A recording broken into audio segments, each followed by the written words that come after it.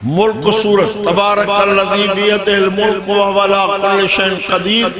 इन सूरत के हिकड़ो भेरो ॾेई छॾे मरण खां पोइ इहा सूरत नूरानी शक्ल वठी क़ब्र में वञी रब्बुल आलमीन जे आॾो अर्ज़ कंदी, रब मां तुंहिंजे क़ुरान जी सूरत आहियां। अम्मा बादु फ़अऊज़ु बिल्लाहि मिनश शैतानिर रजीम।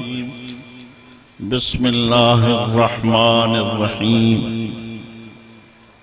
उतलु मा ऊहिय इलैका मिनल किताब व अक़िमिस सलाह इन्न सलाता तन्हा अनिल फ़हशाइ वल मुनकर व लज़िक्रुल्लाहि अकबर वल्लाहु यअलमु मा तस्नऊन। सदक़ल्लाहुल अलियुल अज़ीम। वक़ाल अल्लाहु तबारक व तआला फ़ी शान हबीबिही सल्लल्लाहु अलैहि वसल्लम इन्नल्लाह व मलाइकतहु युसल्लूना अलन नबिय्य या अय्युहल्लज़ीना आमनू सल्लू अलैहि व सल्लिमू तस्लीमा। सब सलात शरीफ पढ़ो। अल्लाहुम्मा सल्लि अला सय्यिदना मुहम्मदिन नबिय्यिल उम्मी व आलिही व अस्हाबिही व बारिक व सल्लिम अदद खल्क़िका व रिज़ा नफ्सिका व ज़िनत अर्शिका व मिदाद कलिमातिक व अदद कुल्लि मअलूमिन लका दाइमन अबदन अबदा। मुझा प्यारा मुसलमान दोस्तों, अल्लाह तबारक व तआला तव्हां सां समूरन जे मथां वॾी मेहरबानी फरमाई आहे। सब चओ अल्हम्दुलिल्लाह। जो हिन बेदीनी जे दौर में पंहिंजे क़ुरान मजीद ऐं पंहिंजे महबूब जे फरमान जे ॿुधण लाइ हिकिड़ी जगह ते गॾिजी वेहण जी तौफ़ीक़ नसीब अता फरमाए। तव्हां असांजे पाक पैगंबर सल्लल्लाहु अलैहि वसल्लम जे मेराज जो महीनो आहे। उन जे तफ़सील में वञण जी ज़रूरत कोन्हे, छो त अनक़रीब बुखारी शरीफ जी आख़िरी हदीस थी। इन मेराज जे मौके ते मुस्तफ़ा करीम सल्लल्लाहु अलैहि वसल्लम के तोहफे में नमाज मिली। साईं के अल्लाह पाक मेराज कराए, वापसी में तोहफे में नमाज मिली। 50 नमाज में 50। पो रब्बुल आलमीन पांजे फज़्ल करम सां उन 50 के घटाए बाकी 5 बचन। ऐं अल्लाह ताला पाक पैगंबर सल्लल्लाहु अलैहि वसल्लम के फरमायो त बचायूं 5 पढ़ंदी तुंहिंजी उम्मत 5 नमाज़ूं, सवाब उनखे 50 नमाज़ुनि जो मिलंदो। इन जो मतलब ॿियनि लफ़्ज़नि में ही थियो त जेको 5 नमाज़ूं बि न पढ़ंदो त 50 नमाज़ जो ही सवाब ख़त्म करे छॾे। मुझे पाक पैगंबर सभई चओ सल्लल्लाहु अलैहि वसल्लम जन फरमायो, क़यामत जे ॾींहुं पंहिंजे उम्मत खे मां सुञाणींदो। अर्ज़ कयूं साईं कीअं सुञाणंदो?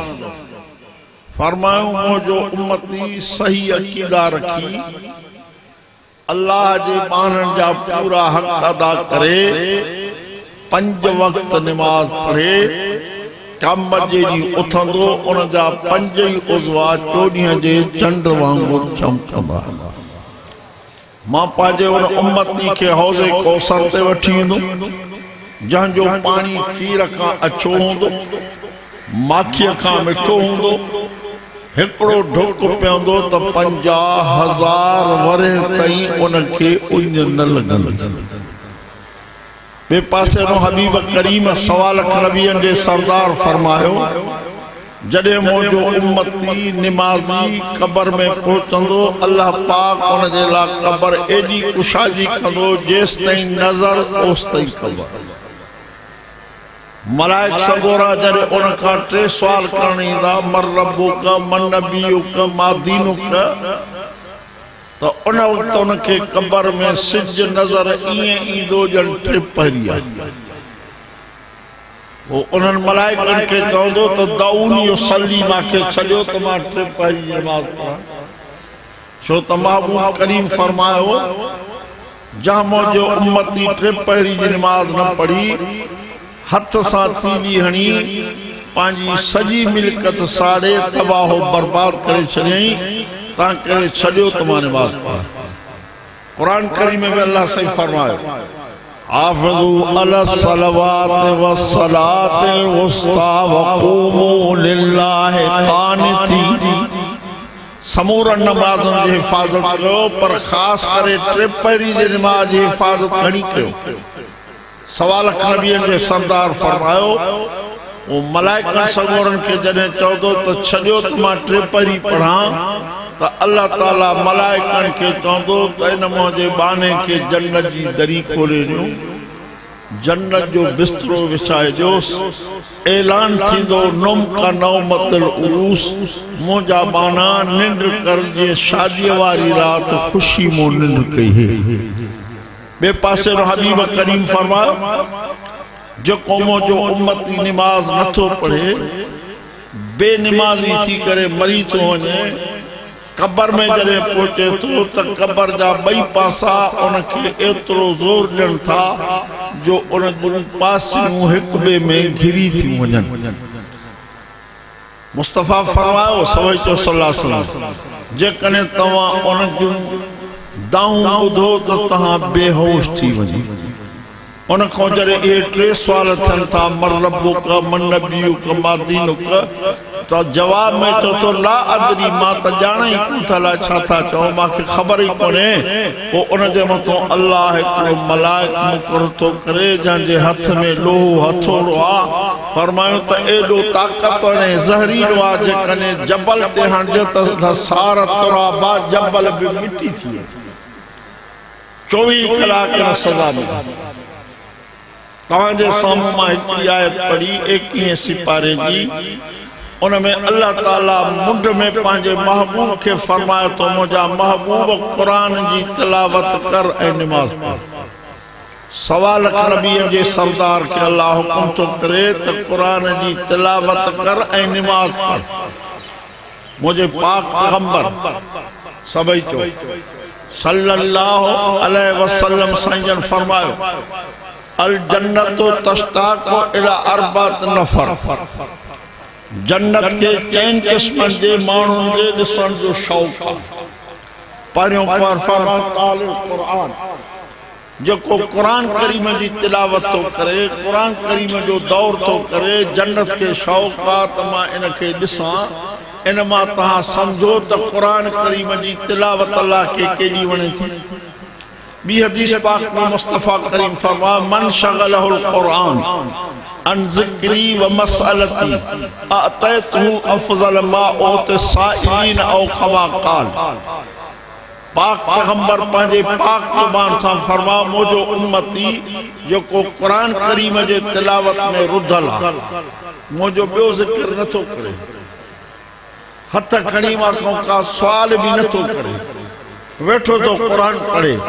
अल्लाह ताला ऐलान तो करे अतैतहु अफज़ल मा ओत साइलिन जेतिरो मां घुरंदड़ खे ॾींदुमि इन खां वधीक कुरान पढ़ण वारे खे। अॼु अज़म कयो चो इंशाअल्लाह कुरान करीम जी तिलावत कंदासीं। हबीब करीम त ही फरमायो मुंहिंजो उम्मती सोमानी जी नमाज़ जमात सां पढ़े सुबुह जी नमाज़ जमात सां पढ़े सॼी राति सुतो पियो हुजे अल्लाह मलाइकनि खे हुकुम थो करे त मुंहिंजे इन बाने जे नामे आमाल में लिखो त सॼी राति इबादत कर। फरमाया मुंहिंजो उम्मती इशा जे नमाज़ खां बाद वाक़िअत सूरत पढ़ी सुम्हे कॾहिं बि बुख न मरो। मुल्क सूरत तबारकल्लज़ी बियदिल मुल्क व वला कुल्लि शैइन क़दीर इन सूरत के हिकिड़ो भेरो ॾेई छॾे मरण खां पोइ इहा सूरत नूरानी शक्ल वठी कब्र में वञी रब्बुल आलमीन जे आॾो अर्ज़ कंदी रब मां तुंहिंजे क़ुरान जी सूरत आहियां। अल्लाह ताला फरमाईंदो हाओ रब पोइ ॿिनि अर्ज़नि मां हिकिड़ो क़बूल फरमा। अल्लाह त ॼाणे थो अल्लाह से चंदुस चो अर्ज कंदी रब है तुझो मानो माके पढ़ंदो हो पोइ सुम्हंदो मां सां दोस्ती अथसि कुछ कोताहियूं कुछ कमजोरियूं अथसि मेहरबानी फरमाए मुझे करे माफ़ करे माफ़ नथो करेसि त मांखे क़ुरान मां कढी छॾ अल्लाह ताला फरमाईंदो तोखे क़ुरान करीम में क़यामत ताईं रखी छॾियो अथमि तोखे क़ुरान मां कोन कढंदुमि तुंहिंजे पढ़ंदड़ खे माफ़ बे पासे अबू करीम फरमायो मुझो उम्मती सुबह जी नमाज पढ़ी सूरत यासीन शरीफ के हिकड़ो भेरो ॾे ॼण त उन क़ुरान जा 10 ख़त्मा पूरा कया घणा 10 हिकु दफ़ो ॿियो फरमाइण त उन जा जेतिरा बि ॾींहं जा कम हूंदा अल्लाह उन समूरनि कमनि खे आसान ऐं सवलो करे छॾियो दुआ है अल्लाह से तव्हां असांखे इन तिलावत क़ुरान जी तौफ़ीक़ अता फरमाए ऐं नमाज पढ़ण जी तौफ़ीक़ अता फरमाए अल्लाह तबारक व तआला जे पाक क़ुरान महबूब के जॾहिं ॿ हुकुम कया त क़ुरान जी तिलावत ऐं नमाज वो तव्हां असां कहिड़े बाग़ जी मूरी हुजो तव्हां इहे ॿ कम न कयो कामयाब थियूं अल्लाह चओ थो वल ज़िक्रुल्लाह अकबर तव्हां नमाज़ पढ़ंदो मूंखे यादि कंदो मां वरी तव्हांखे यादि कंदो ऐं मां अल्लाह जो यादि करणु तव्हांजे यादि करण खां करोड़ा दफ़ा वॾो आहे दुआ है अल्लाह से तव्हां असांखे इन्हनि ॿिनि कमनि करण जी तौफ़ीक़ अता फरमाए हिन दीनी अदारनि खे ऐं तमामु दीनी अदारनि खे ता क़यामत क़ाइम दाइम आवाज़ फरमाए जेके तलबाए किराम फारिग़ तहसील थी रहिया आहिनि अल्लाह ताला उन्हनि खां दीन जो कमु वठे व आख़िर दावाना अनिल हम्दुलिल्लाह रब्बिल आलमीन।